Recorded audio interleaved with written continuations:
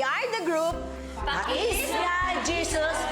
Gusto namin yung name na yon ng group namin kasi personalized ba yung dating? Na parang andyan lang si Jesus sa harap namin na out of our gratefulness, out of our joy, gusto namin talaga makis talaga si Jesus. Napakaligaya at kahanga-hanga sa ating pangmasid ang nagkakaisa, laging sama-sama na magkakapatid. Kaya kung maghahanap kayo ng group, senior man or hindi senior, andito lang kami, ready to welcome you. Ang topic namin, nire-review namin yung mga teaching ng mga pastors namin.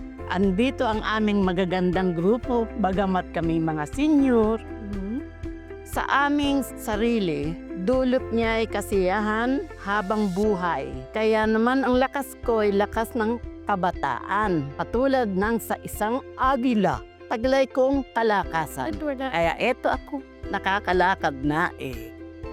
Bakal ang nagpapalalim sa kapwa bakal at isip ang nagpapatala sa kapwa isipan. Kung nahihiya kayo na kung kanino kayo lalapit, dito sa amin walang problema. Lumapit kayo, may edad man o bata. Dito, welcome na welcome ang lahat. Thank you, Lord, kasi natagpuan kita. Ikaw ang kalakasan, kagalingan sa lahat, at ikaw ang tumutukol sa lahat ng aming pangangailangan. Ikaw ang Diyos na hindi nagkukulang noon, ngayon at magpakailanman. Anumang oras kami tumawag sa iyong pangalan, agad-agad naririyan ka at hindi mo kami iiwan o pababayaan. Salamat, Panginoon, at naririyan ka. Anuman ang aming pagkakamali, pagkakasala, willing mo kami patawarin at yakapin at mahalin. Salamat at natagpuan ka dito sa Wisdom Church Manila. Maraming salamat. Pakis nga po, Jesus, at yakap mo ang kailangan namin at pagmamahal. In Jesus' name, Amen. Dito sa grupo namin, simula pa lang ng banding namin, ok na agad kami. Siguro kasi palibhasa mga senior, di kami para mailang sa isa't isa. Mga issues namin sa mga nakaraang week, kami open and share sa isa't isa at ang bawat topic dito sa aming group ay masaya.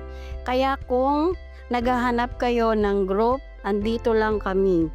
Join na kayo. Dito sa group namin, mostly we are seniors. We jive, tsaka masaya kami sa isa't isa. Pag merong issues na sinare ang ang isang member, ipag-pray namin yun as a group. Pag naman na-answer yung prayer na yun, ay talaga mas masaya kami. Yung mga natututunan namin dito sa Wisdom Group, na kahit ganito yung edad namin, marami pa pala. Dito natutunan namin yung kingdom principles, yung mga issues, yung health issues na parang sa seniors, normal lang na ina-accept. Sa amin, hindi po pwede yun.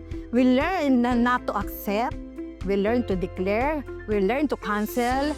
We learn to tatanggapin. No? Hindi namin tatanggapin, lalo't hindi galing kay Lord. At kaya we are inviting you sa mga natututunan namin as we age. It's just a number.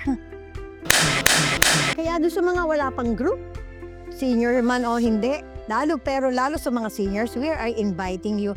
Sama na, join na. Dito sa aming group, you are so welcome. We are the group Pakisya Jesus. We